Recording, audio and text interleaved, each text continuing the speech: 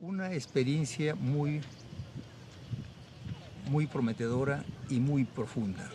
Prometedora porque con ello vamos a conocer, a saber, ubicar nuestra realidad.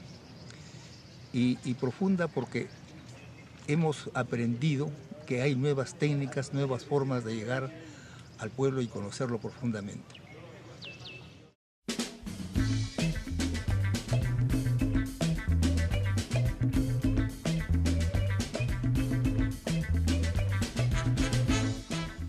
ReMap Lima and CLIMA in Riesgo are two action research projects designed and implemented with a number of local partners and several local communities and their collectives.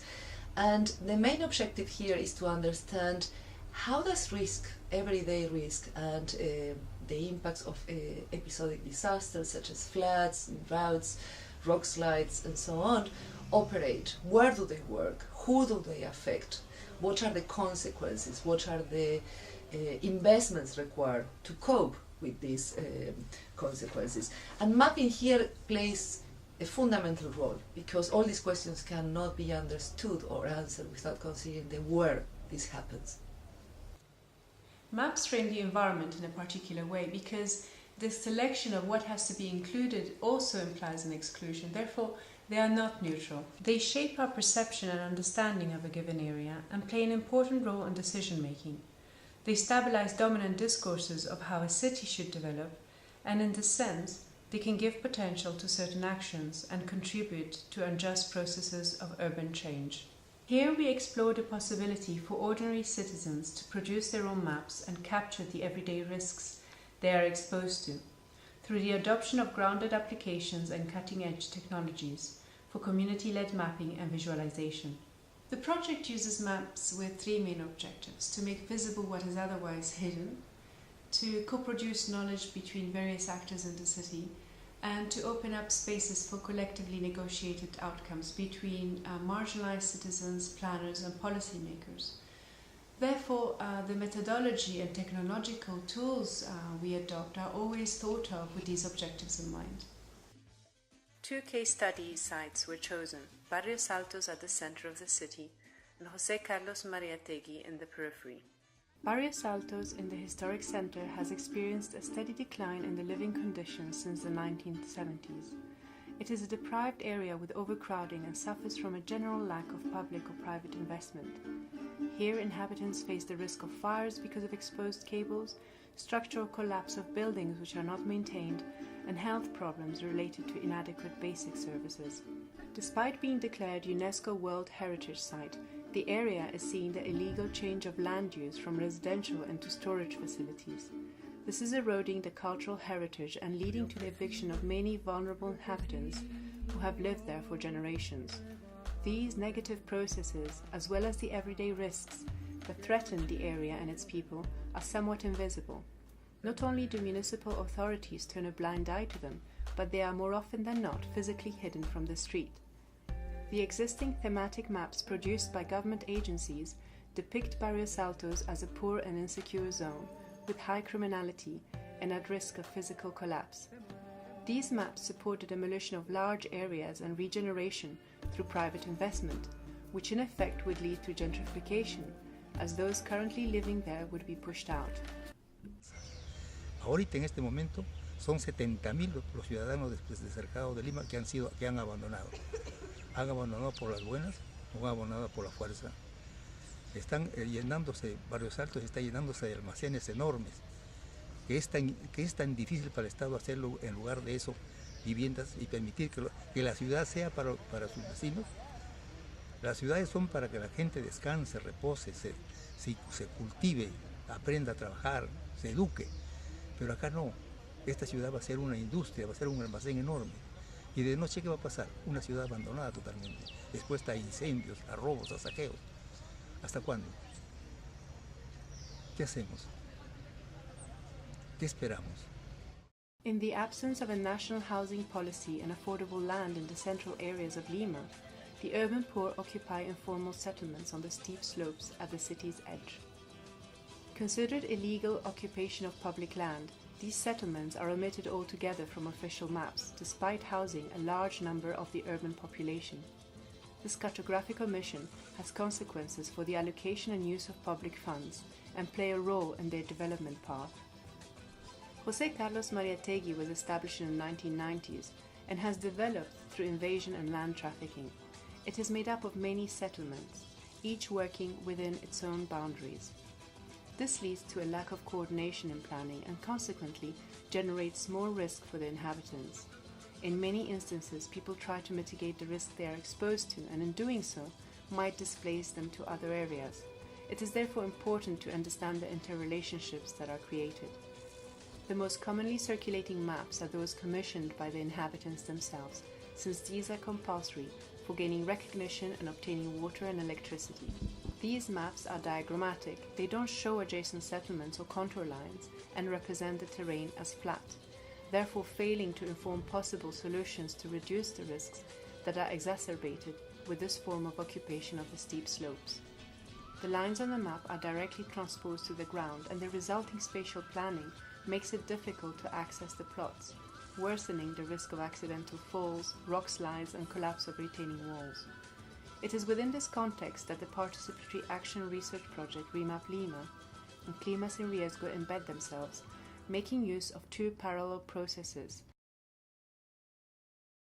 Cuando trajeron los drones, algo que no se ha visto en Perú, la importancia que le dieron a la problemática de la vivienda, porque del aire se comenzó a mapear y luego hicimos caminando casa por casa, y ahí recién nos hemos dado cuenta como dirigentes que había mucha problemática y todo Barrios Altos ¿no? Era la misma problemática que teníamos de la vivienda, falta de servicios de agua, de luz, incluso de desagües colapsados. En el tiempo moderno seguimos todavía viviendo precariamente, ¿no? Las autoridades sin poder solucionarnos el problema de la vivienda.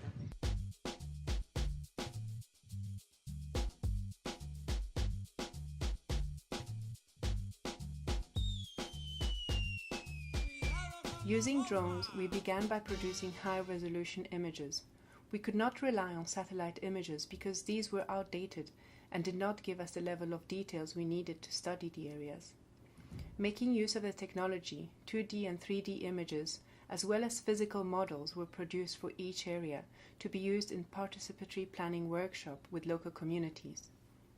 From a drone point of view, all you get is a massive point cloud, millions and millions of points. There's no 3D mesh there. You have to process it afterwards. And that takes time. The learning curve on processing this size of a mesh has been high.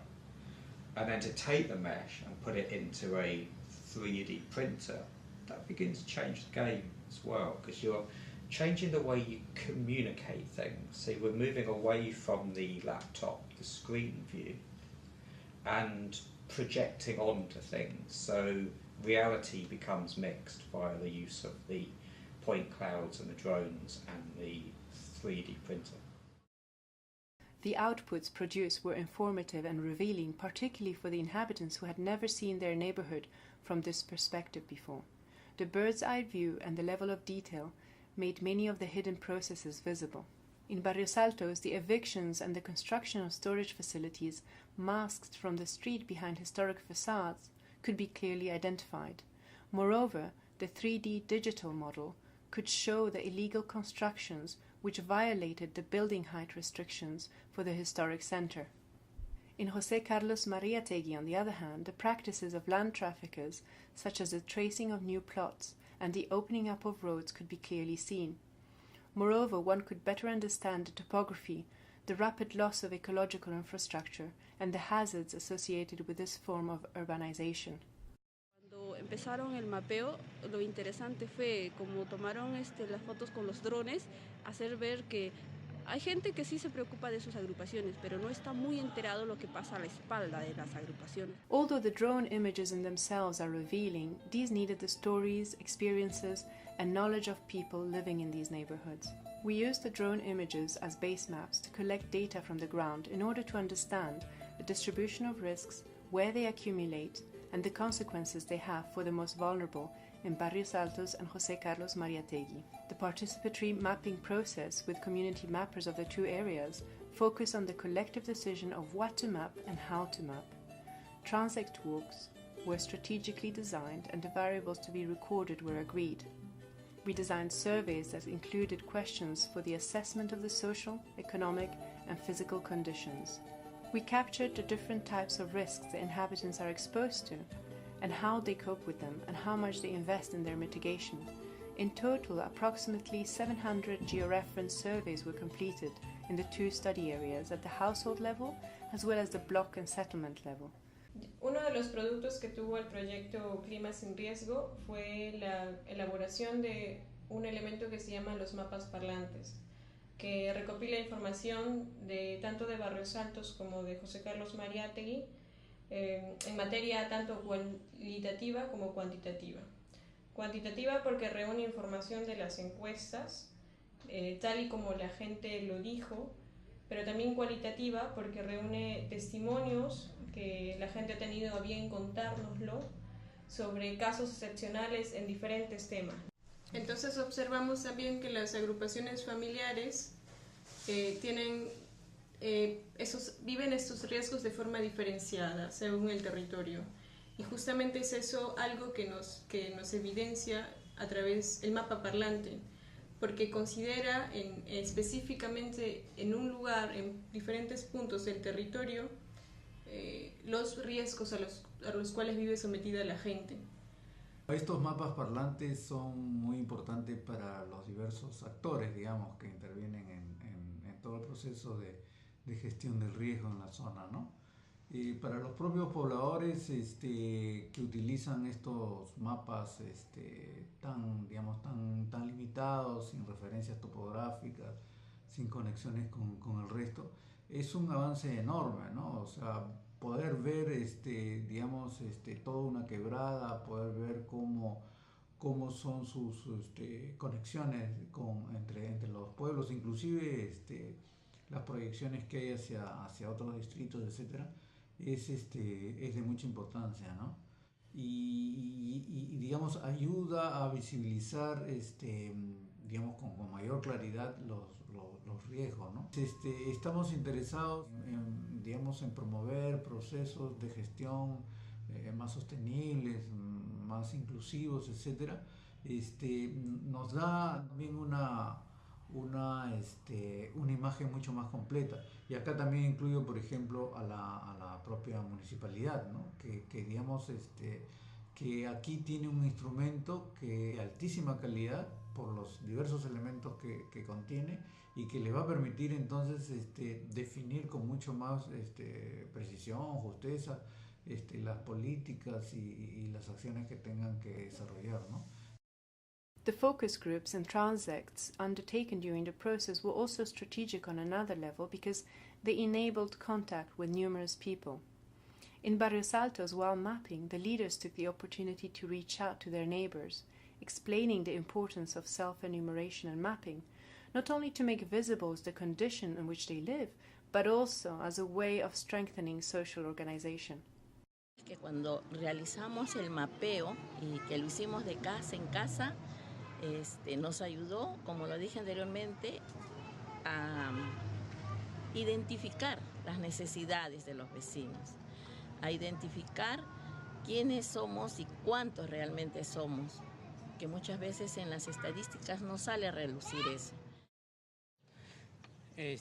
Cuando me enteré de todo el mapeo, me interesó mucho porque era una oportunidad para conocer a vecinos que yo, a pesar de vivir en el mismo barrio, nunca los había conocido. Nos sirvió para los posesionarios decirles lo que está ocurriendo en el barrio, que si teníamos que unirnos para poder hacer una lucha más que nada por la vivienda, ¿no? Fotografía aérea, ¿no?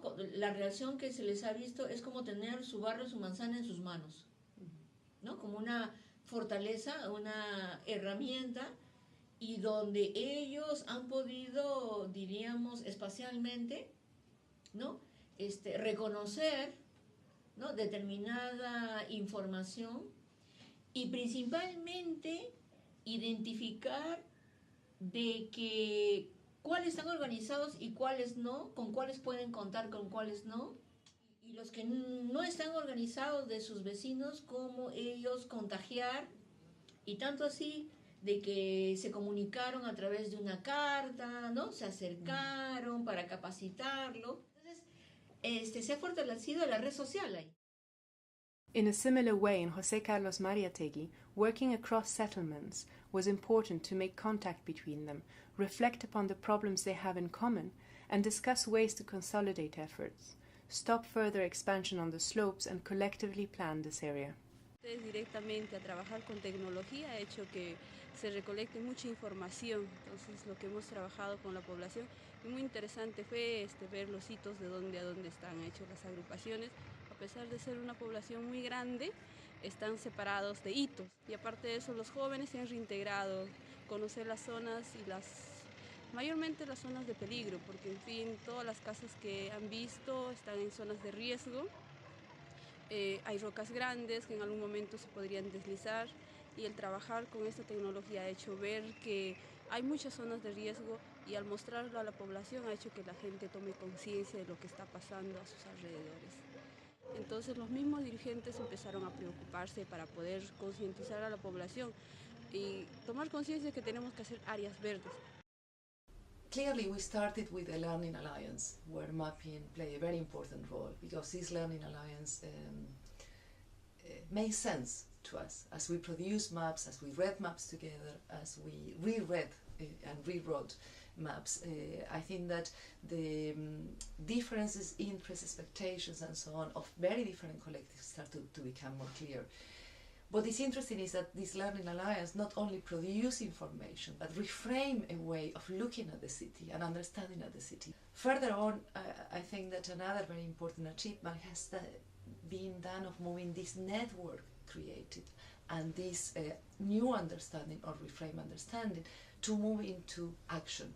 And one of the main legacies of CLIMA in Riesgo, which was propelled by mapping to a large extent, has to do with the setting up of local observatories. These are observatories where we are saying, with institutions, with local communities, we have a platform that is going to continue monitoring, especially through mapping, how risk operates and how it can be addressed.